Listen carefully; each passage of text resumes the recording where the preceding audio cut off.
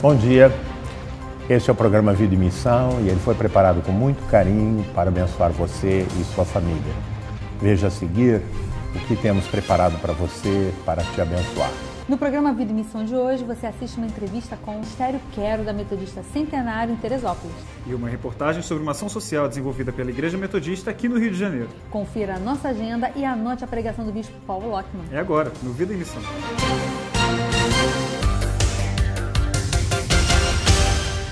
O encontro da Pastoral da Terceira Idade levou à Escola de Missões centenas de idosos dispostos a aprender a cuidar do bem-estar físico, emocional e espiritual, através de palestras, oficinas e reflexões bíblicas.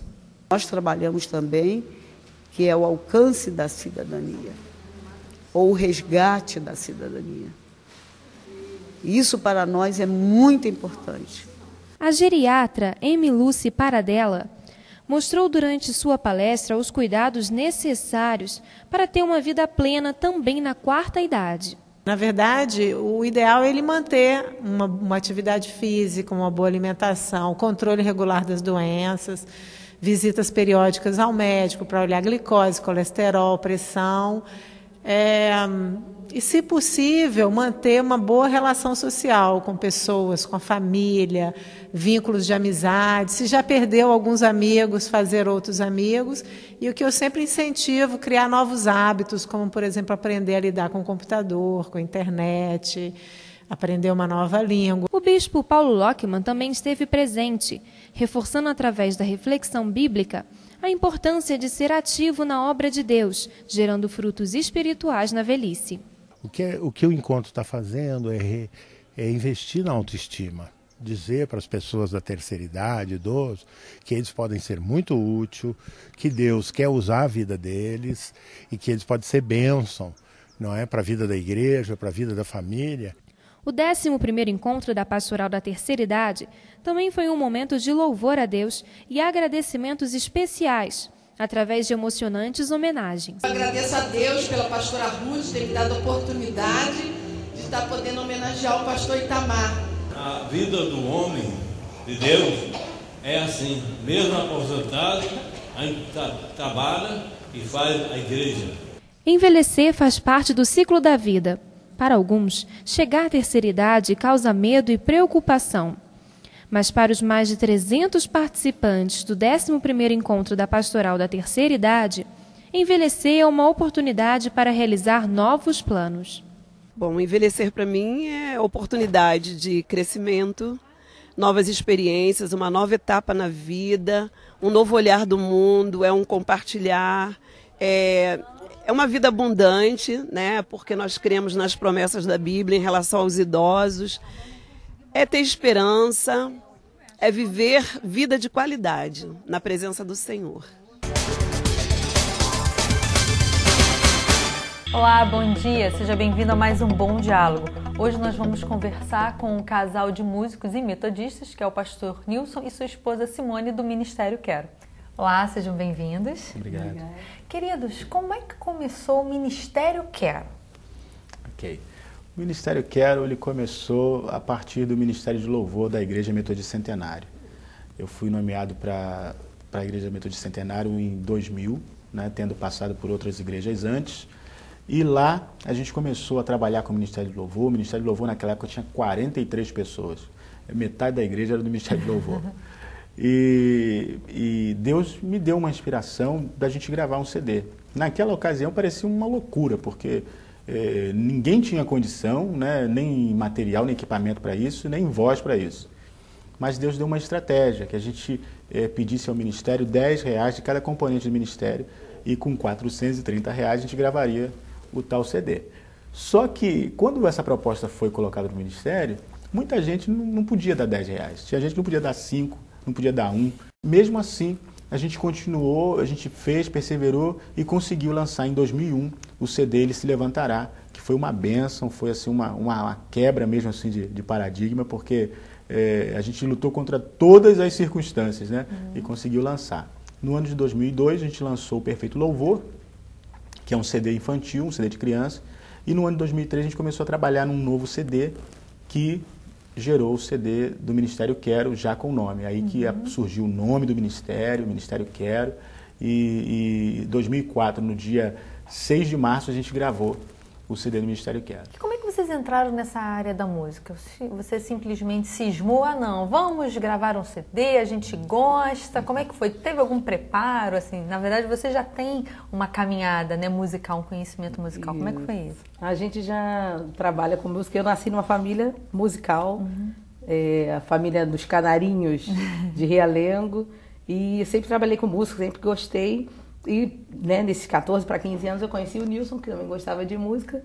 E todas as igrejas que nós passamos, a gente já foi trabalhando sempre com música. Então, quando chegou nessa igreja, eles já tinham até, inclusive, antes da gente ir para lá, uma promessa. Na época, uma pessoa falou que Deus tinha falado com eles. Vocês vão gravar um LP. Então, quando a gente chegou, a gente não sabia disso. Então, assim, casou, né? Assim, a igreja tinha uma promessa de Deus e a gente que já trabalhava com música. Então, assim, foi uma coisa mesmo de Deus. Então, quando Deus deu essa direção e a gente foi saber disso, a gente, poxa, então, né, Deus está nesse negócio. Então, assim, essa coisa assim, Deus já juntou. Então, eu já canto, eu estudei aqui no Vila Lobos, no Rio, depois a gente foi para Itaperuna. Quando eu terminei, eu ficava vindo de Itaperuna para o Rio terminar meu curso. Então, eu já canto, eu tinha sido convidada para cantar até no Teatro Municipal do Rio. E eu falei, não quero, eu quero trabalhar só para a igreja e tal. Então, assim, a coisa da música na minha vida já foi com a família, minha família toda canta, e o Nilson também, o pai também, tinha sido todo mundo. Então, a gente ter se unido, né, foi assim, algo de Deus e chegar numa igreja que tinha uma promessa, né, de gravar. Então, foi... Até porque a história de vocês, né, também do casal, no caso, começa num festival, né, de música dos adolescentes, né, metodistas. Como é que foi isso? Foi. A Simone, ela precisava de um baixista, né? E tinha pensado em convidar um outro rapaz conhecido dela para tocar o baixo na música que ela tinha escrito lá no festival. E aí eu estava já com aquelas segundas intenções, aí eu conversando comigo, eu falei assim, não precisa chamar ninguém não, eu toco baixo, eu toco. E você tocava baixo? Nunca tinha pego no contrabaixo.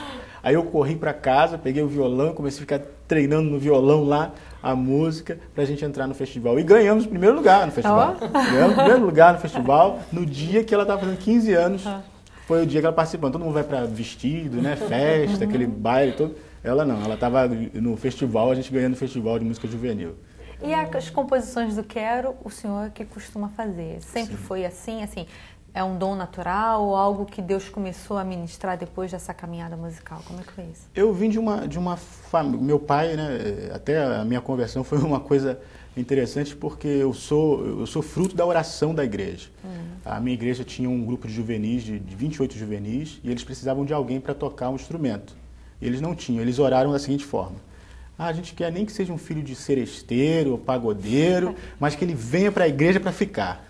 E eles oraram assim uma semana, e na semana seguinte, um amigo meu que é pastor Marco, que é pastor lá em Cordeiro, que não era pastora na época, né? A gente estudava junto e ele me convidou. Você não quer ir lá na igreja não? Para fazer um... E eu fui. Então dali eu comecei...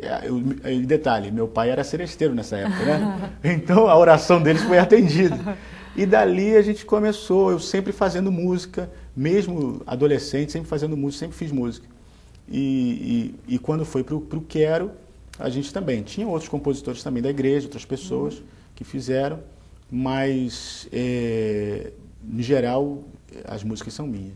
Pastor, o senhor acredita que a música cristã ela pode fazer diferença, né, aonde quer que ela seja tocada? Eu creio que sim. Eu creio que a mensagem do Evangelho em si, né, ela é poderosa. E quando ela é cantada, né, ela atinge assim, de uma forma até mais ainda as pessoas. Mas tem uma coisa a respeito de música evangélica, música gospel, seja lá como as pessoas chamem, é que eu só posso fazer a diferença se eu for diferente. Tá? Se eu me conformar, ou se eu tomar a forma do mundo, eu não vou ter... E quando eu falo tomar forma, eu não falo simplesmente questão de aparência, não. Né? Não é de contextualizar a questão de aparência, como alguns cantores fazem, não. É questão de caráter mesmo. Porque, embora a gente seja enviado ao mundo, a Bíblia diz que a gente não pode ser igual ao mundo. Né? A gente é enviado ao mundo, mas para ser diferente. Eu creio que a música evangélica pode e deve fazer isso. né, deve fazer isso, as pessoas precisam ouvir, porque a maioria das músicas seculares que a gente tem por aí não trazem contribuição nenhuma, né, é só entretenimento mesmo, e a música evangélica ela tem uma mensagem, e que a gente sabe que é a mensagem que gera vida. Eu sou formado em produção fonográfica, né, sou produtor musical, e a gente observa todo esse mercado, só que a gente, mesmo observando o mercado, a gente não pode perder a visão de que nós estamos trabalhando por um reino, né? Nós não estamos buscando um mercado, a gente tem um objetivo missionário, né? A nossa igreja, ela há 10 anos atrás era uma igreja pequena, hoje é uma igreja que tem missionários tanto na Índia, na China e na África. A gente ajuda esses missionários, mantém esses missionários, e o dinheiro que é arrecadado do ministério, né, das gravações, dos trabalhos, são investidos, o dinheiro é investido nisso aí, né, para ajudar. Tem 10 missionários, só com a igreja. Nós não temos ajuda de política, de nenhuma outra fonte, é só da igreja. O dízimo, oferta e venda de tudo que a gente faz. Cantina, festival, tudo, e inclusive CDs e DVDs. Quais são os desafios agora do Ministério Quero daqui para frente? Assim, é gravar mais CD, é investir mais em missões, né? O que Deus tem ministrado no coração de vocês? Bom, depois que a gente, no final do ano, a gente virou um selo, né? A gente tem alguns outros objetivos maiores, né? Além da missão de continuar esse desafio e consolidar alguns trabalhos que a gente já faz, trabalhos missionários, a gente também tem o consolidar o trabalho de palestras e seminários, que a gente já desenvolvia, mas que agora a gente vai estar com mais efetividade desenvolvendo. Só na área da música que vocês trabalham? Não, louvor e adoração, liderança, finanças, Ministério de Família, também intercessão, missões, são vários seminários, né? É uma forma assim da gente estar ajudando as igrejas, porque tem igrejas que perguntam, né? Poxa, como é que a gente pode fazer? E a gente pode até fazer assim um intensivão, levar todas essas num dia só, leva um ônibus com todo mundo, né? E faz um sábado inteiro com a igreja. Então são alguns tipos de trabalhos que eu creio que é edificar a igreja, né? Edificar o corpo de Cristo, e também o desafio missionário, né, alcançar aqueles que ainda não foram alcançados. E as pessoas que quiserem entrar em contato, né, com o Ministério, com as palestras, com esse trabalho abençoado todo que vocês fazem, como é que consegue? Telefone, vocês têm site? O telefone 9955-5173 e 21-2642-6601, e tem também é o nosso e-mail, né? Tem o e-mail, né, que você pode sissom@uol.com.br, ou também ver os nossos vídeos através do YouTube. No YouTube, o caminho mais fácil para achar a gente lá é digitar Ministério Quero, aí vai aparecer lá um monte de vídeo lá, e aí o pessoal vai poder ver. Tem pregação, tem ministração, tem tudo lá. Tá ok, pastor Simone, muito obrigada pela presença de vocês, que Deus abençoe o ministério, abençoe as suas vidas, as suas famílias, né? Porque com certeza pessoas foram, assim, muito edificadas nessa manhã. E você aí de casa, continue conosco, porque já já o Bispo Paulo Lockman trará uma palavra especial de Deus para o seu coração. Você pode contribuir com o programa Vida em Missão e os projetos da Igreja Metodista no estado do Rio de Janeiro. Associação da Igreja Metodista, Banco Bradesco, agência 1414-1, conta corrente 0045452-4.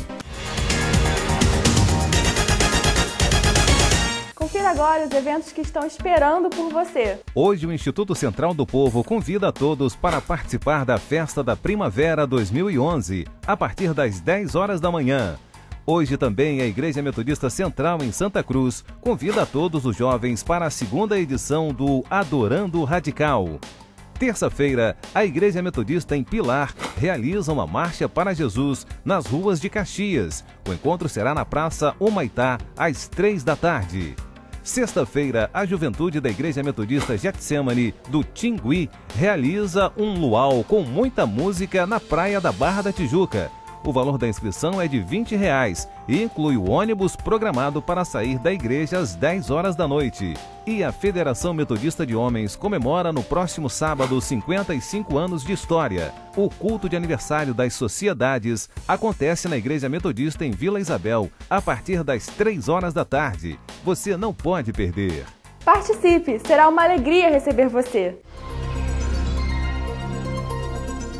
Bom dia, esse é o momento da Palavra de Deus e é com alegria que nós queremos repartir com você no Evangelho de Mateus, capítulo 13, verso 44 a 46, que diz assim: o reino dos céus é semelhante a um tesouro oculto no campo, o qual certo homem, tendo achado, escondeu, e transbordante de alegria vai, vende tudo que tem e compra aquele campo.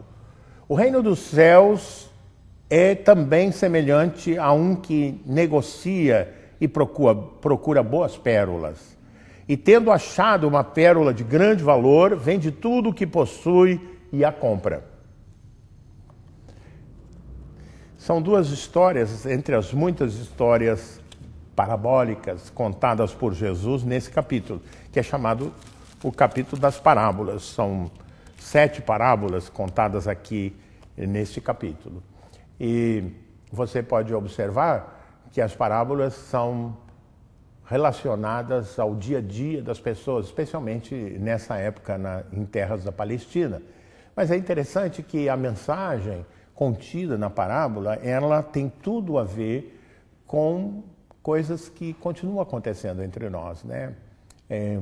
Um comerciante que procura uma joia rara e quando a encontra, ele fica eufórico, vende tudo, né, que ele tem para alcançar aquela joia rara, no caso da parábola, a pérola.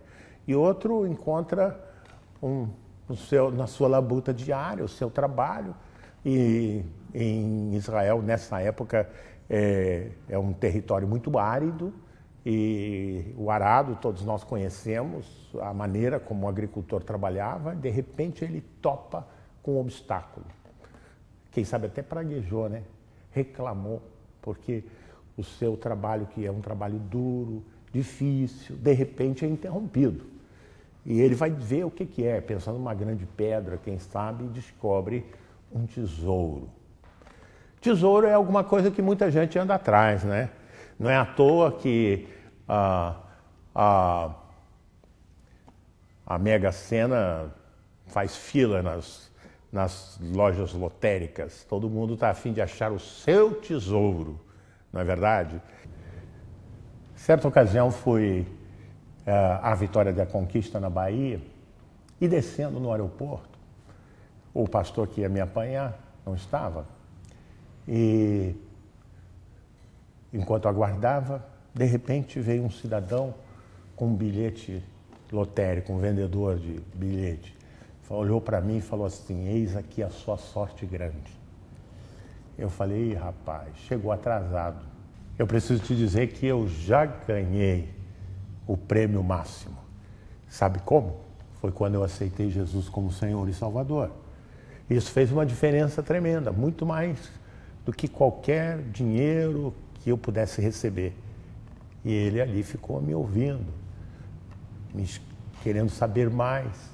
E eu tive a oportunidade de, naquele dia, compartilhar com aquele moço sobre a fé em Cristo Jesus, sobre o grande tesouro que é o reino de Deus, que é o Evangelho. E ele foi tocado, nós oramos juntos, ele entregou a vida dele a Cristo. Eu quero dizer para você que o Evangelho, quando chega na nossa vida, ele traz várias coisas, eu vou sublinhar algumas. O Evangelho, quando chega à nossa vida, ele traz novidade. Um dos meus hinos prediletos é o número 5 do Hinário Evangélico, que diz: a nova do Evangelho já se fez ouvir aqui. Meu querido, minha querida, o Evangelho traz novidade por várias razões, mas eu vou resumir. A primeira é que enquanto nós não conhecemos a Cristo e o poder do Evangelho, quando alguém nos fere, nós nutrimos ressentimento contra essas pessoas. Nós não temos condição de perdoar, carregamos aquela mágoa no nosso coração contra alguém e ferimos aquela pessoa também como vingança. A vingança se instala. Essa é uma das glórias do cristianismo. Enquanto em outras religiões é sancionado o direito da vingança, no cristianismo a mensagem é: perdoai uns aos outros, amai os vossos inimigos, orai pelos que vos perseguem. Nós sabemos que o ódio multiplica o ódio, mas o amor multiplica o amor. Então, a grande novidade da fé em Cristo e do Evangelho é a mensagem da reconciliação, de nós ministrarmos perdão e amor às outras pessoas. Outra característica é que o Evangelho traz conflito. Isso é uma verdade. O Evangelho traz conflito porque você tem que romper com velhos costumes, diríamos mesmo, alimentar ressentimentos, que eu acabei de mencionar, e que era parte da sua vida. Tem gente que tem um conflito que teve com a sua sogra ou com a sua nora há 20 e 30 anos. Cada vez que ela conhece uma pessoa, adquire um pouco de intimidade, ela conta aquela história tétrica de 20, 30 anos atrás. Aquilo transforma ela numa pessoa doente, e enfermidade é conflito. Porque quando nós nutrimos esse tipo de mágoa no nosso coração, a nossa pressão sobe, nós temos problema de coração, temos problema neurológico, é tudo verdadeira maldição na nossa vida. Então, o Evangelho é um conflito porque ele pede que você rompa com essas coisas e te oferece uma caminhada diferente. É um lugar de decisão. Diante de Cristo, não é? Zaqueu era um homem pecador, agiota, cheio de problema. E de repente, olha só, de repente ele subiu numa árvore porque queria ver Jesus, levou Jesus para a casa dele e disse: se eu tenho defraudado alguém, restituo a essas pessoas, enfim. E Jesus disse: hoje a salvação entrou nessa casa. Em compensação, tinha um outro jovem que era super religioso, chamado Jovem Rico, né? Que Jesus fez uma pergunta para ele, ele sabia tudo sobre as Escrituras, e quando Jesus disse: então vem e segue-me, ele foi embora triste, porque ele não podia entregar os seus bens, o seu coração estava naquilo, o seu tesouro eram os seus bens. E a palavra de Deus nos convida a descobrir o tesouro que é o reino dos céus. Nas duas parábolas, um é um tesouro no campo, o outro é a pérola, e são bens que Deus nos dá, que são muito maiores do que pérola e que tesouro, que é o Evangelho. O Evangelho também, ele traz discernimento. Nós passamos a ter a capacidade de perceber a motivação das pessoas. É como se fosse uma revelação. Nós começamos a perceber a diferença entre o caminho bom e o caminho mau. Isaías, escrevendo as suas profecias, né? Ele diz: ai dos que ao bem chamam mal e ao mal chamam bem. Ou seja, nós vivemos um tempo de crise de valores. Está ficando banalizado mães abandonar a criança ou numa lata de lixo ou na beira de um rio, enfim, a vida está completamente desvalorizada. E para nós percebermos os caminhos de Deus, os caminhos do Evangelho, os caminhos bons, os caminhos da vida, nós precisamos de discernimento para poder entender o que é justo do que é injusto. Outra coisa é que o Evangelho traz nova vida. Eu tenho depoimentos, poderia descrever aqui testemunho de dezenas e centenas de pessoas. Alguns eram viciados, outros estavam em verdadeiro conflito com a esposa, com a família, e o Evangelho entrou na vida da pessoa e trouxe reconciliação, trouxe perdão, trouxe paz, porque o Evangelho é nova vida. E por fim, eu preciso dizer para você que o Evangelho é poder. Eu tenho visto dezenas de vezes. Certa ocasião, pregava no Vale do Paraíba, uma campanha evangelística das igrejas ali entre São José dos Campos, Guaratinguetá, e pregando sobre o cego, lá do capítulo 9 do livro do Evangelho de João, falando sobre o poder da palavra de Jesus, que restituiu a vista àquele cego, e de repente, no meio, era um ginásio, no meio das arquibancadas, um homem se levanta e começa a dizer: estou enxergando, e ele foi curado pela graça de Deus. Está vendo as minhas mãos? Eu não sou absolutamente nada, mas Jesus tem poder, Ele tem poder. E Jesus curou aquele homem lá naquele auditório. E tantas outras vezes eu tenho visto a manifestação do poder de Deus, porque o Evangelho de nosso Senhor Jesus Cristo, a presença de Jesus traz poder, traz cura, traz libertação, traz nova vida. Que Deus te abençoe. Deixe-me orar com você para que você possa descobrir que o maior valor de todos está no Evangelho de nosso Senhor Jesus Cristo. Deus vivo, Senhor do céu e da terra, nesta manhã gloriosa, eu quero invocar Tua bênção sobre cada pessoa que nos assiste. Quem sabe alguns estão colocando seu coração em coisas que têm trazido desapontamento, tristeza para eles. Nosso convite nessa manhã, Senhor, possa ser acolhido nesse coração e ele possa convidar a Jesus a habitar na sua vida, entregando sua vida a Cristo e descobrindo o maior valor de todos, que é a presença do Evangelho na vida humana. É a nossa oração no nome de Jesus. Amém. Foi muito bom mesmo, poder chegar até você com o programa Vida e Missão, abençoar a sua casa, a sua família. Por isso eu digo para você, sábado que vem, volte a estar conosco. Vai ser uma alegria para nós. Que Deus te abençoe.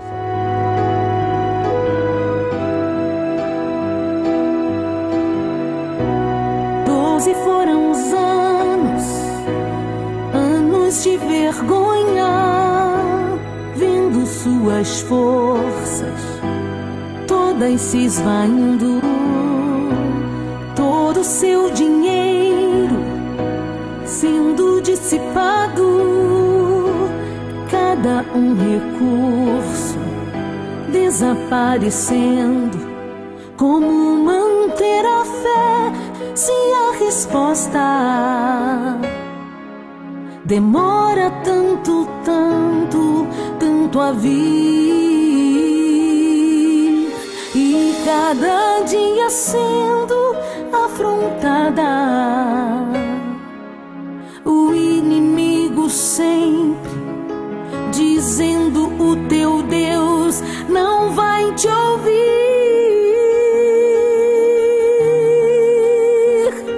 Como manter a fé?